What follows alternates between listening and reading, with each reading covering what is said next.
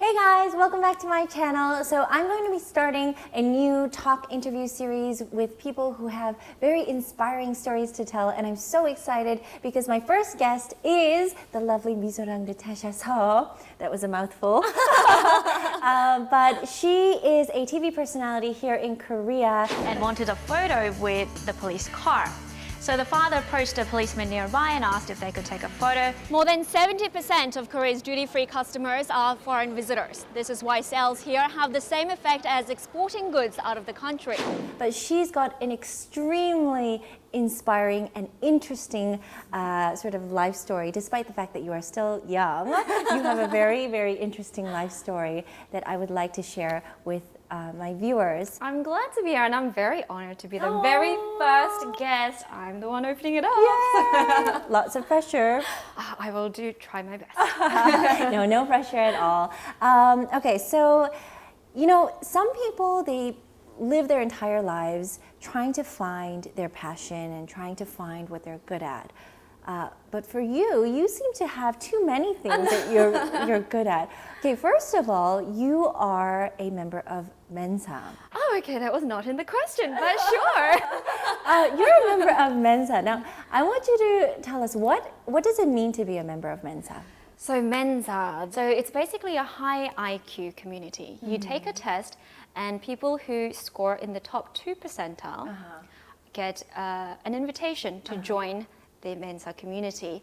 They say that the top 2% represents those who have IQs above 156, I think, or 58.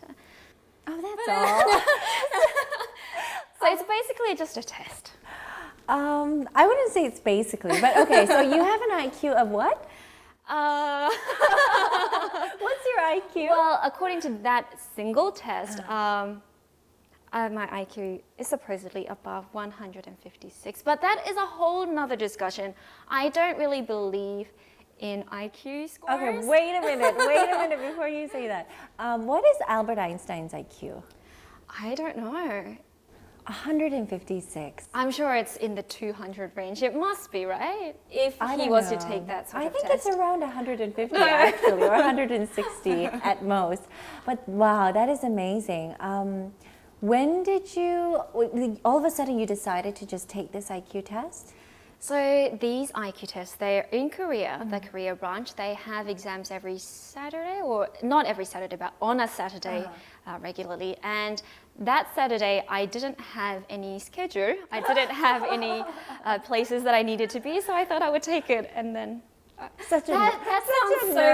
That sounds so nerdy. It is nerdy, but I have nothing to do. I'm going to go and do an IQ test. That's how I have been spending my free time here in Korea. I've been taking English tests for no reason. I took the TOEIC and the TEPS test just for the fun of it. This makes me sound like a real big-time nerd, I know, but it was fun. So right now you are working as a TV personality here in Korea. And you are my Sunday in that field. Yeah. That's how we met. That's how we met. But before all of this, you used to be a dentist. Yes, a dentist. That is a huge career change. Okay, first of all, when did you want to go into dentistry? So dentistry, I was always a math and science person as opposed to a liberal arts person. That's me. So I always knew that I wanted something to do with numbers or science, technology, or the human body. And dentistry to me at that time, it seemed like if you went to dent school, it would lead to a definite single career path. You become a dentist. Whereas if you studied biochemistry, depending on how you look at it, it could open 20 different doors or open none at all. So I wanted something that was a bit of a secure path. Right. It was a calculated, logical choice. It wasn't like I had, the heavens write out to me, dentistry in the sky, or I had the gods telling me to do dentistry. But I was very blessed in that I ended up loving it. I loved seeing patients and being able to get people out of pain or getting them closer to how they want to appear in terms of their dental cosmetics. It's very rewarding. Yeah, very fulfilling at the end of the day.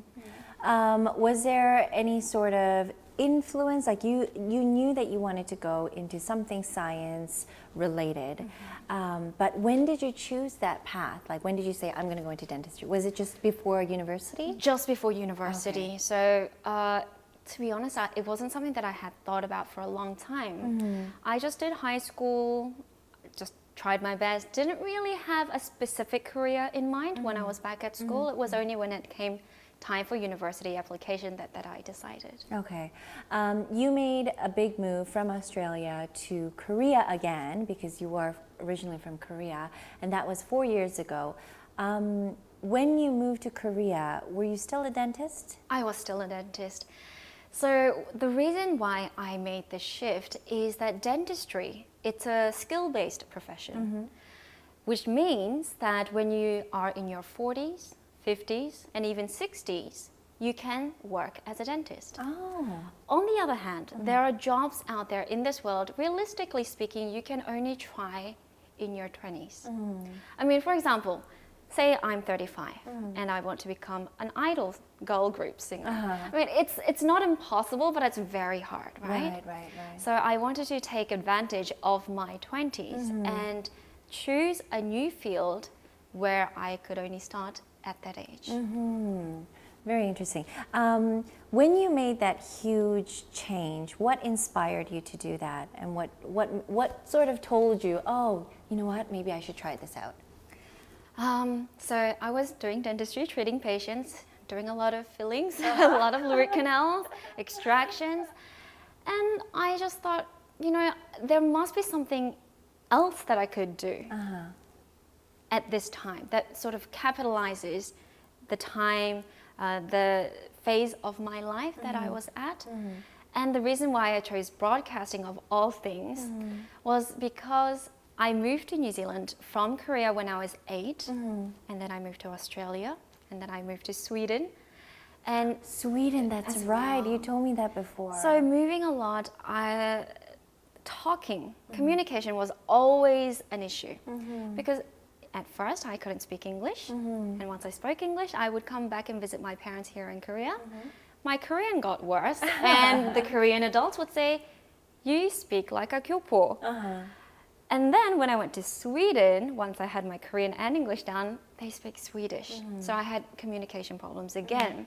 So I wanted to try a field that I was the worst at, speaking and communicating with people by talking to them. Yeah.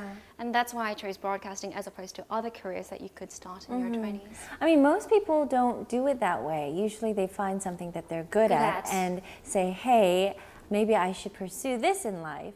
But for you, it's like, hey, I'm not that good at this. Maybe I should challenge myself. tackle. And wow. Because when I decided to make the career shift, my goal was never about making it big or getting my name out there or making a lot of money. It was always about the experience. Wow. Experiencing things that I wouldn't have experienced otherwise, meeting people that I wouldn't have met otherwise, and learning many new different things. So it didn't have to be a field that I was good at. And if I was worse at, the better, because you could be learning a lot. So communication was one thing that you were weak at and you really wanted to improve in it. That's why you pursued this career, which to me is sort of mind-boggling, but that's what you did. Counterintuitive, isn't Yeah, it? yeah. But also, I mean, wow, you are one go-getter, aren't you? How does one go from being weak at something and become really good at it as you are now? Unless you're born, unless it's an innate talent, it's all effort, it's all hard work. Yeah. So for example, if I'm going on a show and we two have the same script and you are just a born speaker, you're a natural speaker, you might spend 5 minutes, 10 minutes before going on air preparing the script. For me, I would spend hours to get the same result. Wow. But I have accepted that when I first chose this field, that because I don't have a lot of natural skills, I'm going to have to work that much harder to get to that level. Yeah. But it has worked out for my benefit as well, because a lot of production side people, so PDNIMs or executive producers, they see how hard I work. Yeah. And because I spend so much time preparing, for example, at events, I can foresee all the problems that might occur. And I research the company to death. I make sure I know all the aspects about the company, about the function, so that if, for happenstance, a sort of spontaneous problem arises, Which happens to happen a lot actually in these live events. then I know how to respond. Yeah. Whereas if I was relying solely on my talent, then I might not have that information to respond in kind. But I mean, that says a lot about you, and it also says a lot about someone who works really hard at something. And I think that's really important these days, because a lot of people, they rely on, you know, just being good at something, or they rely on luck.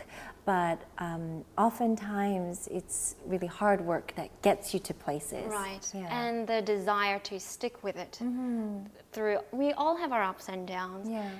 I think the difference between someone who makes it to the top or makes it to the end is how well you sort of work through the ditch and just grit through with it. Yeah.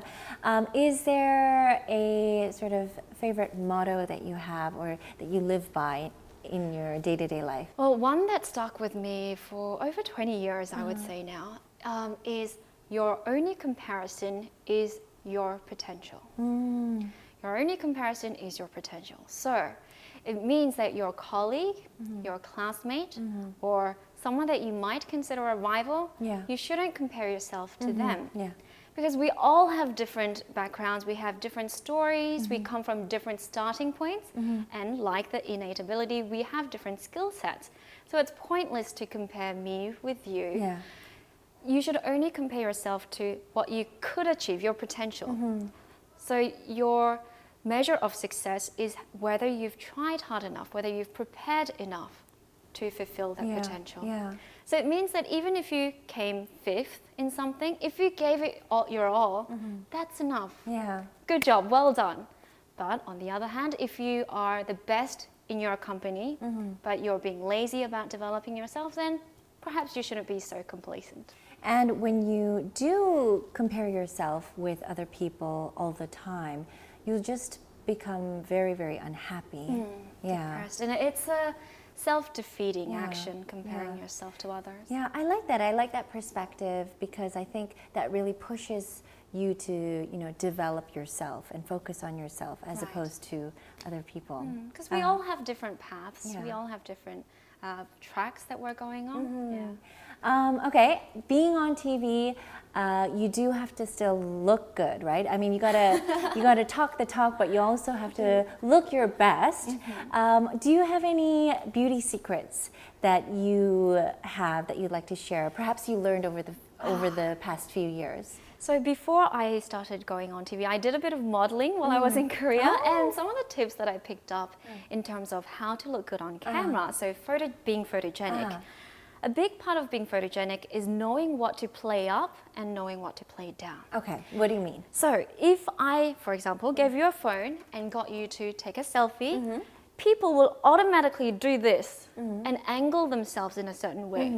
And they might change their posture, they might sit up straighter, maybe pull their chin down, make their eyes wider, that kind of thing. So we intuitively know what we need to do to look our best. Right. So the trick is, when you're not in charge of the camera, when somebody else is taking a photo of you, to know what to do to get that same effect. And basically, how would you do that? Just keep on bugging the people behind the camera? Well, in the beginning, you would have to look at a lot of sort of back and forth, monitoring, looking at the monitor screen or looking at the end result, and then you slowly realize, oh, I look better when I do this, or I look better when I do this, that sort of thing. And also, in TV, news is very direct. So symmetry is very important, right? So I always try to sit up, and I have scoliosis from when I did gymnastics. So I always, when the light on-air sign goes on, I always try to correct my posture so that it's symmetrical. Okay. Very interesting. You just said you did gymnastics. Is there something you can't do? No, I mean... Is there something you can't do? Oh my goodness, you are just such a well-rounded girl. Oh, thank you. Beautiful inside and out. Okay, so at the end of each interview, I'm always going to do this little game. It's super fun, hopefully. It's called This or That, and basically I give you option A or option B, and all you have to do is pick which one. Okay, so it's a speed thing? Yeah, it's a speed thing, and you have to kind of, you have to answer right away. You don't want to think. We just kind of want like an intuitive answer. Okay, so the first thing that comes up. Yeah, okay. Something that you like or something that you prefer. So I have the let's do questions it. here. Okay, here we go. Morning or night? Night. Walk or ride? Come on. Night. Extroverted, introverted? Introverted. Ryan Gosling, Chris Evans? Chris Evans. Pancakes or waffles? Waffles. Ooh, wonbin or hyunbin? Ah, which bean is it? One bean. Oh, okay. Beach or mountain? Beach. Cupcakes or muffins? Cupcakes. Coffee or tea? Tea. Heels or flats? Heels. Oh. Heels for when I want to look good, otherwise it's flats for comfort, but when I want to look good, it's definitely can't heels. wear heels all the time, right? Yeah. Okay, that was fun. Thank you so much. Yeah, that's it.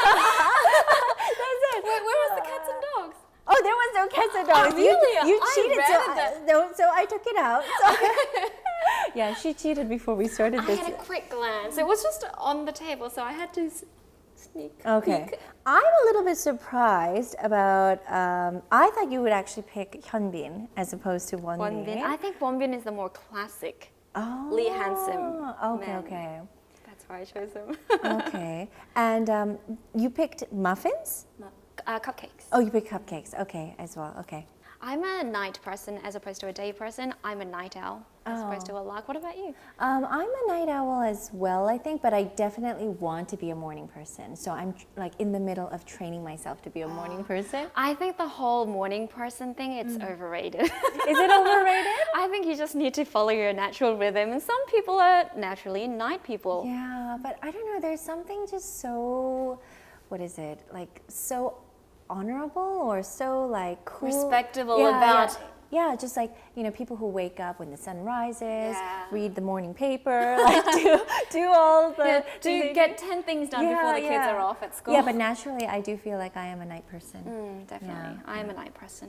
I will stay up till 3 a.m. if I can. Yeah, but you're not in the best moods in the morning. No. Well, thank you for doing this interview in the morning with us.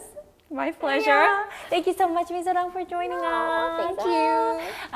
Thank you so much for watching this video as well. Don't forget to subscribe and also like this video and give Misorang lots of love. If you have any questions for her as well, maybe you're interested in going into TV or you're going into broadcasting or even dentistry, Misorang would be happy to answer some of your questions as well. I'll be more than happy to. Yeah. Thank you so much, guys, and I'll see you guys very soon. Bye. Bye-bye. Hey guys, welcome back to my channel.